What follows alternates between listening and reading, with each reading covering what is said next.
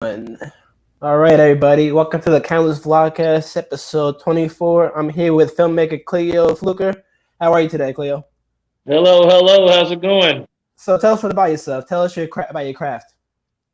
Oh, well, first I just want to say thank you for having me on your show. I appreciate it. Well, thank you for Um, coming on. Absolutely, no problem. Well, yeah, I'm a filmmaker. I'm a producer slash actor, and I'm located here in the fabulous city of Las Vegas. Okay, great. So, what got you into film? Like, what was that first moment, your like aha moment in like film? Well, the aha moment, I guess I've been interested in film my entire life. Ever since I was a kid. Like I would watch ET and like the Hmm. behind the scenes or like the Michael Jackson Thriller video. And I was just so like excited about how they did the makeup and the lights and the cameras.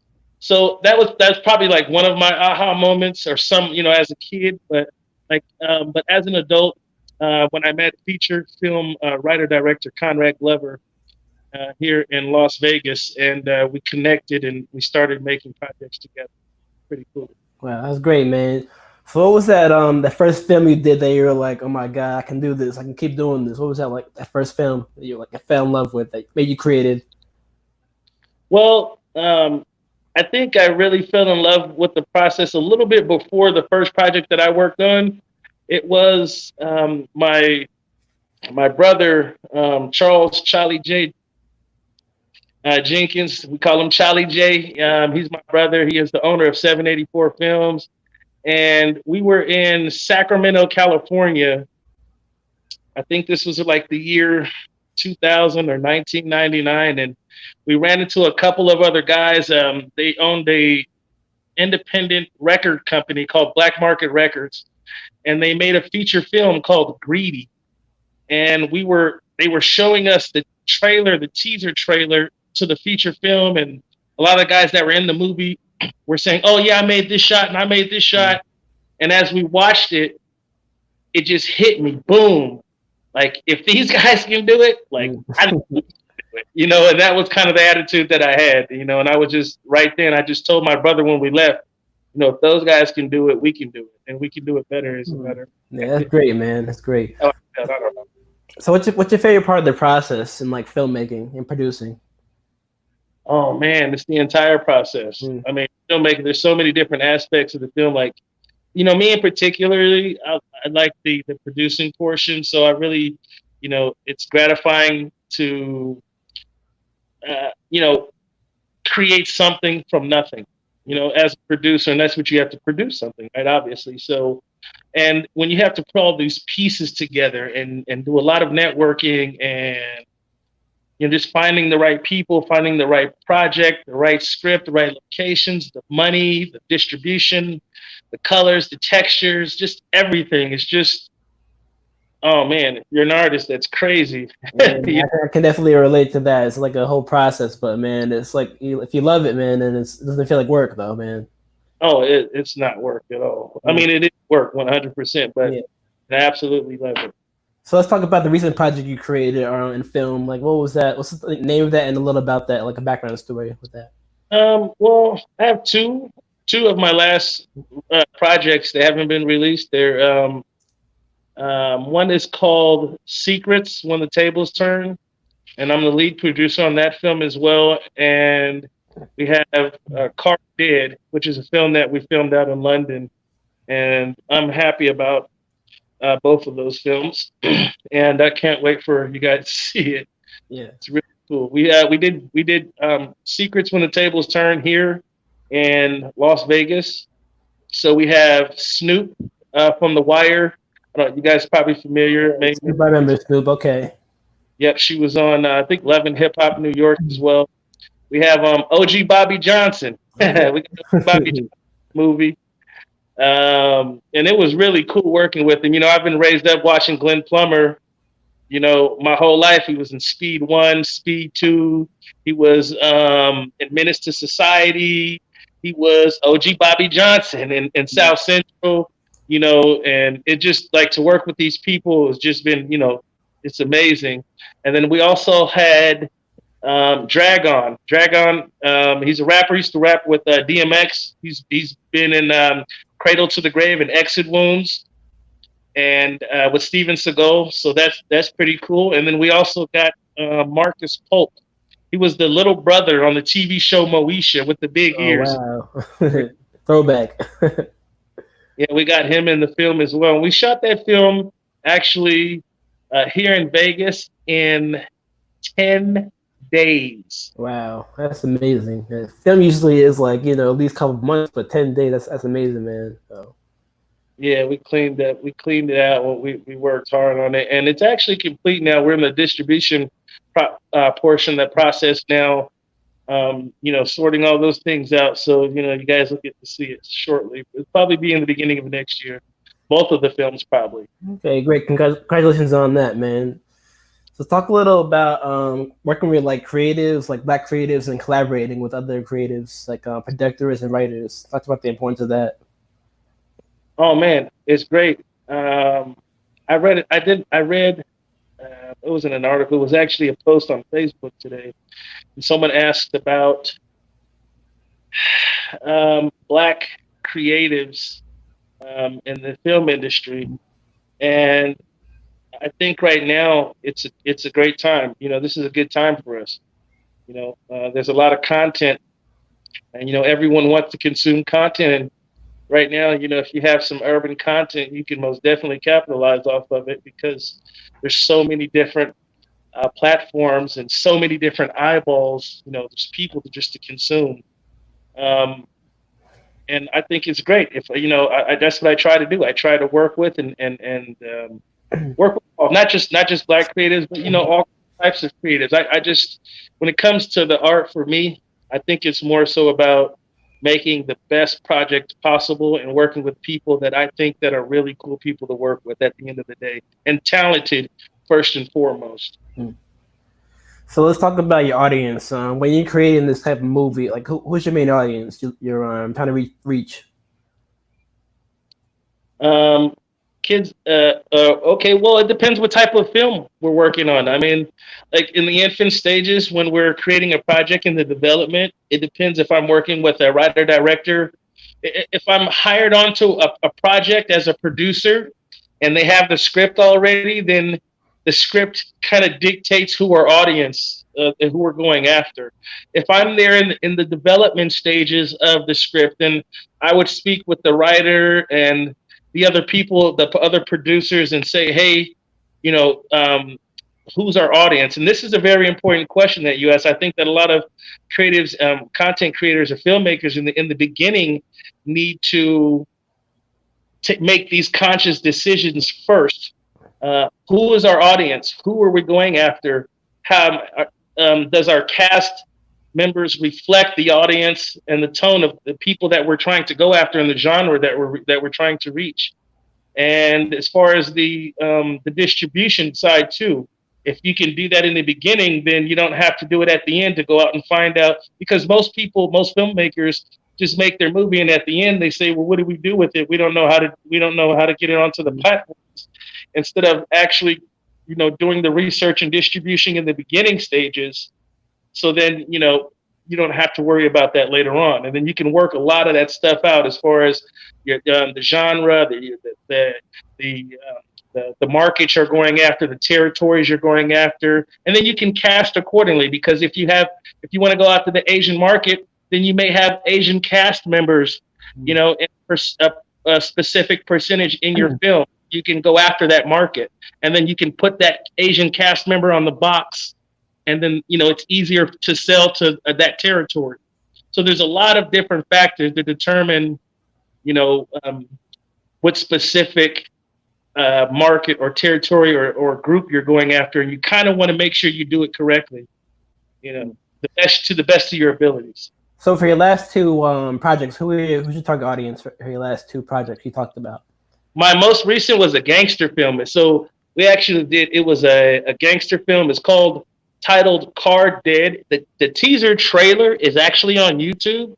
So you guys can see that. You type in like playing card. It's a playing card. It's a poker game. So it's card and then the word dead. And teaser trailer. You can check that out. And it's basically a British gangster film. Wow. So that, and I was happy to be on that project. But that film is pretty much for the people that are into thrillers and action, and obviously poker films.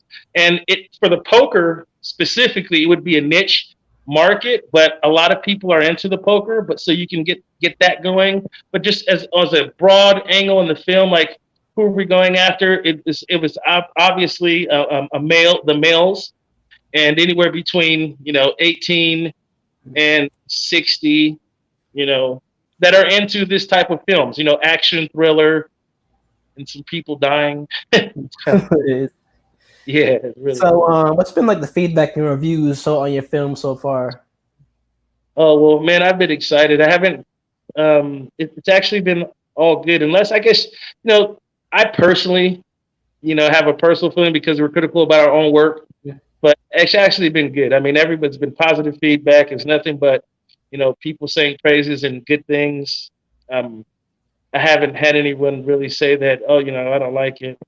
Um, so I'm happy about it. I think I think when we take an honest look at our content that we create and we be honest with ourselves, then we won't create false I guess false hopes or false ambitions.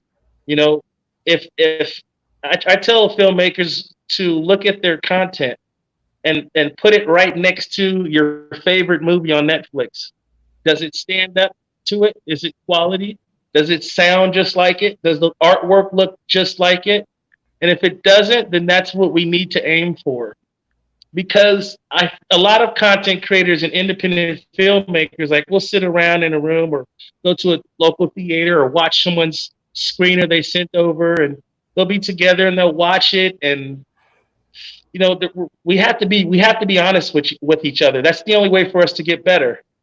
So if we all work for that and strive for the quality and be honest and have those open conversations about where we can improve our projects, whether it be sound, whether it be color, whether it be the editing, whether it be special effects, whether it be the script, or whatever, we should take a look at those things and do the best to our abilities to make it better. Great. So, who are some of your influences in terms of directors and producers that you really like strive to not be like, but that influenced you? Oh man, Quentin Tarantino.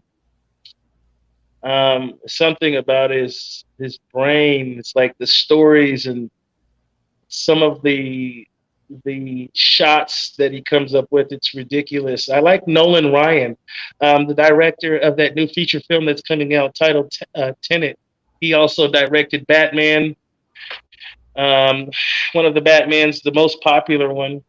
And um, I like Mel Gibson, which is kind of crazy because one of my best friends is Rudy Youngblood.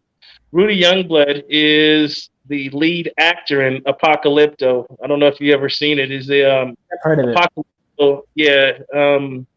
It's Mel Gibson wrote it and directed. It came out I think in 2006 or nine, and it was his Oscar nominated film, and he's an Oscar nominated actor, and he had we always talk about that, about the experiences that he had on that film. But yeah, I love Mel Gibson. I mean, I love his directing. It's ridiculous, and so it's just so many different things, many different aspects. I can be here all day saying who I like, and Yeah. Steven Spielberg. Um, I mean, everything that he makes is like for the world. It's not just a, a scary movie or a horror movie or comedy. It's more for the family and more for the world rather than just a specific territory. Yeah, The like you like content that Steven, everybody too. So that's great. It's really and that's how I want. I don't want to be put in a box. So if you look at my work, I'm doing, like I said, a British gangster film. I did Secrets When the Tables Turn. I'm working on some kids projects. I have family films. We're doing animation. So many different things that different genres, just so people can say, oh, like this guy is really doing some different type of work. It's different work.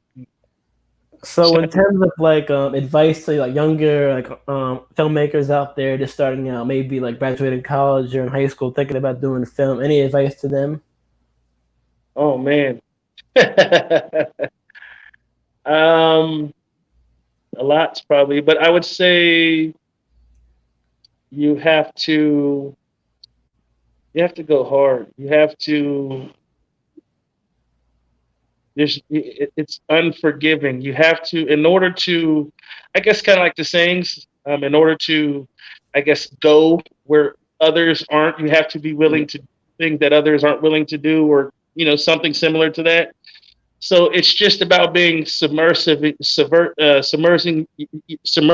yourself totally into it, and engulfing it, and learning as much as you can, and correctly, the right way. I would say, try to learn as much as you can the right way. And what I mean by the right way, um, I don't mean school. I don't mean doing it by YouTube. There's any way you can learn. However you consume the information, because we all learn differently. And I don't think there's one way to skin a cat. I think ultimately, at the end of the day, you just have to um, get the job done. And if you can get the job done to the best of your ability, and it ends up being quality, then cool. And because that's what you're searching for, quality. I just say try to keep pushing for quality. Okay. So this video I think froze for a minute. Though. I'm gonna try to make another broadcast and then bring you back right back on. Just 1 minute. All right. Okay.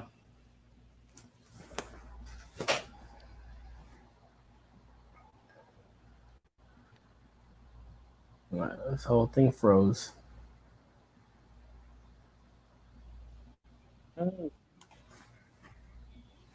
Hold on.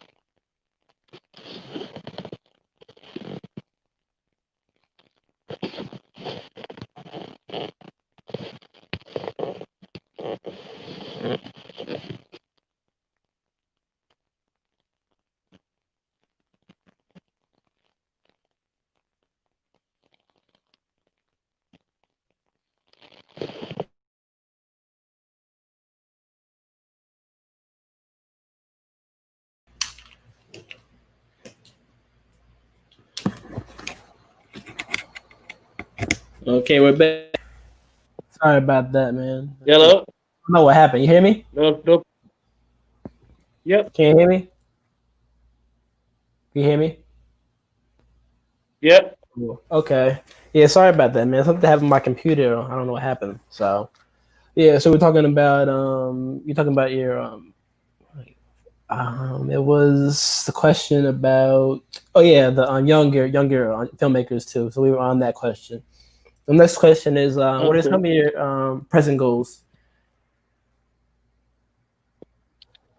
Well, we're actually thinking about putting together a production studio here in Las Vegas, Mm, and inside of that studio, a virtual production. wow. So, doing, um, new technology, like a LED wall. Well, obviously, probably a regular cyc wall, but an LED wall, building that in, and just having that as a feature so we can just use it for the content that we want to shoot. Okay, great. That's a great goal, man. So, where can people find you at? Where are social media, Instagram, Facebook, and the website, any website you have, or YouTube? Oh, well, yeah. On Facebook, it's my name, Cleo, last name Flucker, Fluker. And then we also have my Instagram is Vegas Cleo, and you can Google me. And bring up like my website and like my pictures of me on YouTube or whatever project I'm on or whatever movies I have going, like my IMDb or stuff like that. So That's most great. type it's like type my name into Google and then like you'll see everything, see all the movies and everything. Okay, so I like to end these with like a positive message from you. Anything you want to say, like to the world and the audience out there? Absolutely. Right now, during these times, I would say stay safe, and be kind to others. How about that? Okay, perfect, man. Thank you for coming on, man. Appreciate it. Bob, thank you for having me. So, everybody, thanks for watching the Countless Vlogcast, episode 24. My guest, Cleo Flucker, filmmaker and producer. Check out his films on YouTube and IMDb. Google him, guys, and support. Thank you guys for watching. Thank you, Cleo, for coming on. Thank you. All right, everybody, have a good night.